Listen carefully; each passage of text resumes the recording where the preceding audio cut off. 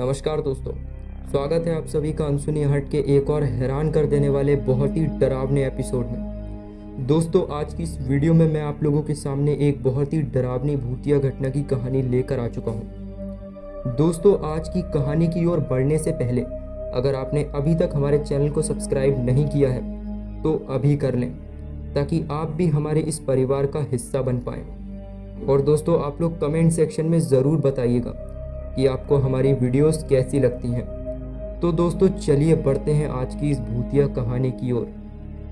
दोस्तों, ये बात है आज से करीब 30 साल पहले की, जब बिहार के गांव में एक परिवार रहा करता था। उस परिवार में कुल 4 लोग थे, जिनमें से एक था राहुल की पत्नी और उनके 2 बच्चे रिया और मिकुल।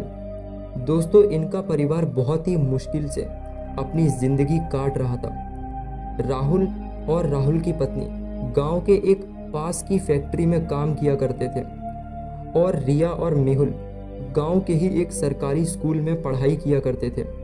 दोस्तों, राहुल की पत्नी मीना एक कपड़े बनाने की फैक्ट्री में काम किया करती थी। कभी कभी दोनों को अपने समय से ज़्यादा भी काम करना पड़ता था, क्योंकि फैक्ट्री में ज़्यादा काम हो जाया करता था। लेकिन राहुल और मीना अपनी पूरी लगन से काम किया करते थे, चाहे उन्हें कितनी भी देर हो जाए।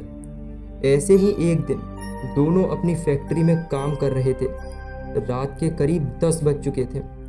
मीना को देखकर ऐसा लग रहा था जैसे उसका शरीर पूरी तरह से थक चुका हो और मीना की आंखों में नींद झलक रही थी। लेकिन फिर भी मीना काम कर रही थी, क्योंकि आज फैक्ट्री में बहुत बड़ा ऑर्डर आया हुआ था। सभी लोग अपना काम जल्दी निपटाने की कोशिश कर रहे थे कि तभी मीना की साड़ी का दुपट्टा कपड़े काटने वाली मशीन के नीचे आ गया।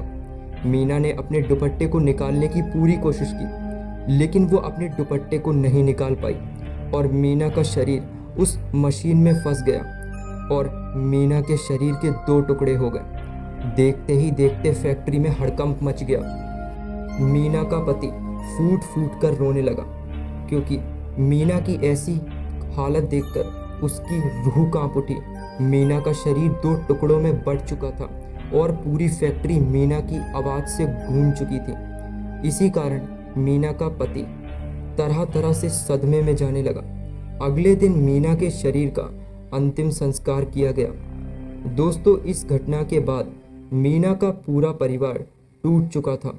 दोस्तों, राहुल अपने बच्चों को लेकर उस गांव से चला गया और फिर कभी वो उस गांव में नहीं लौटा। खैर, इस हादसे के करीब 10 दिन बाद गांव का एक बंदा उसी फैक्ट्री से गुजर रहा था। जैसे ही वो फैक्ट्री के पास पहुंचा कि उसने फैक्ट्री के अंदर से किसी औरत की रोने की आवाज़ सुनी। आवाज़ सुनकर वो चौंक गया और अपनी चलने की रफ्तार बढ़ा दी। अगले दिन यह बात उसने गांव के लोगों को बताई, लेकिन किसी ने भी उस पर यकीन नहीं किया।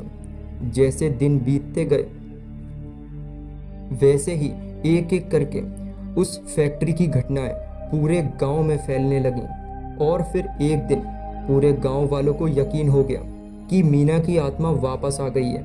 मीना की आत्मा को मुक्ति नहीं मिली। दोस्तों, ये बात है एक दिन की, जब फैक्ट्री में देर रात को काम चल रहा था। रात के करीब 10:30 बज रहे होंगे कि तभी अचानक फैक्ट्री में एक आदमी की जोर से चीखने की आवाज़ आई।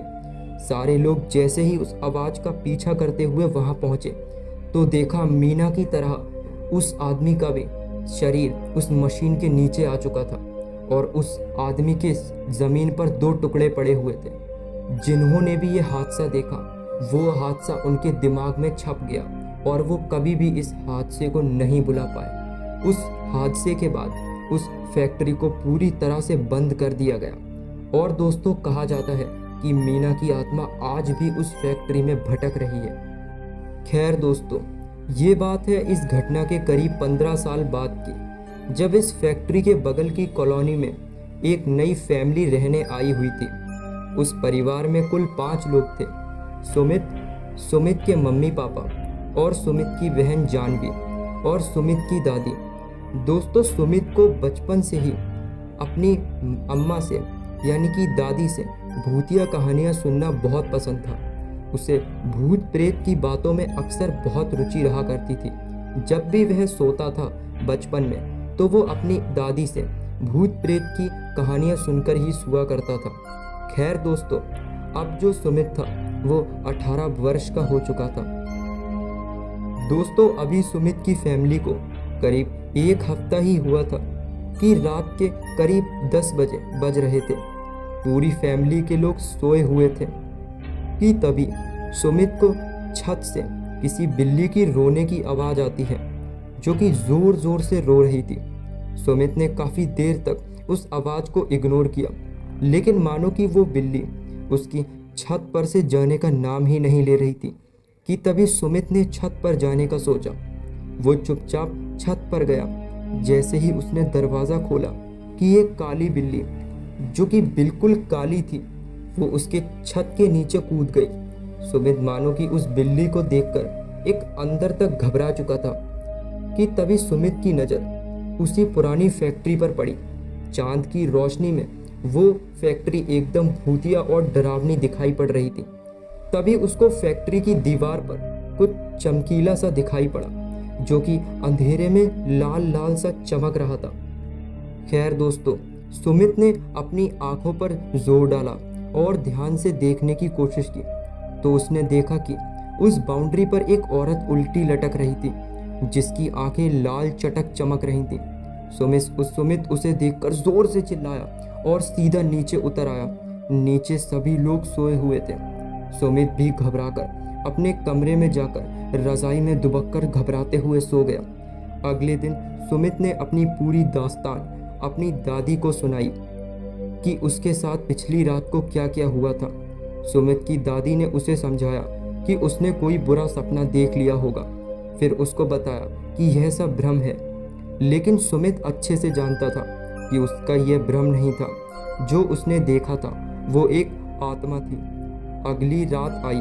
रात के करीब 1 बज रहे थे और आज की रात छत से बिल्ली की रोने की आवाज़ आने लगी। इस बार सुमित की दादी की नींद खुल गई। जैसे ही उन्होंने बिल्ली की रोने की आवाज़ सुनी, तो वो छत पर गईं। जैसे ही उन्होंने छत का दरवाज़ा खोला, उन्होंने देखा कि छत की बाउंड्री पर बैठकर एक बिल्ली रो रही थी, जो कि बिल्कुल काली थी। दादी ने जैसे ही बिल्ली के पास जाने की कोशिश की, तभी अचानक वो बिल्ली छत से नीचे कूद गई। दादी ने बाउंड्री के पास जाकर देखा, तब तक वो बिल्ली इतनी देर में नीचे कहीं अंधेरे में गायब हो चुकी थी।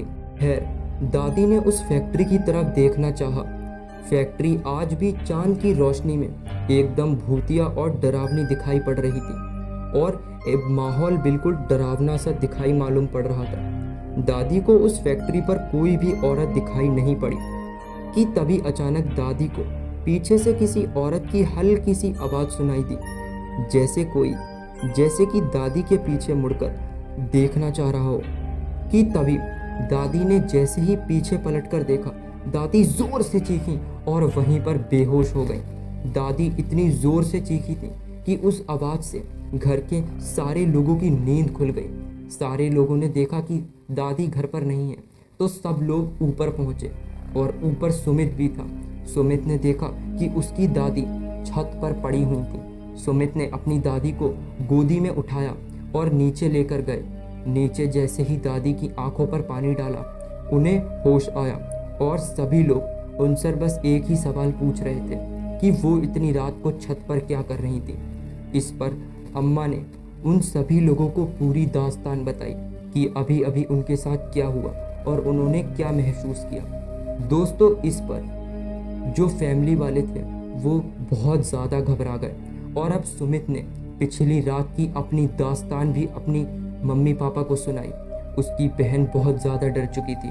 दोस्तों, इस घटना के बाद उस फैमिली ने यह डिसाइड किया कि वो अब इस घर को छोड़ देंगे और दोस्तों कुछ दिन के बाद ही वो फैमिली इस घर को छोड़कर कहीं दूर शिफ्ट हो गई। तो दोस्तों, आप लोगों को आज की यह डरावनी भूतिया कहानी कैसी लगी, आप लोग कमेंट सेक्शन में ज़रूर बताइएगा और ऐसी ही वीडियो के लिए आप लोग हमारे चैनल को सब्सक्राइब कर लीजिए। मिलते हैं आपसे एक और भूतिया कहानी में, तब तक के लिए बाय।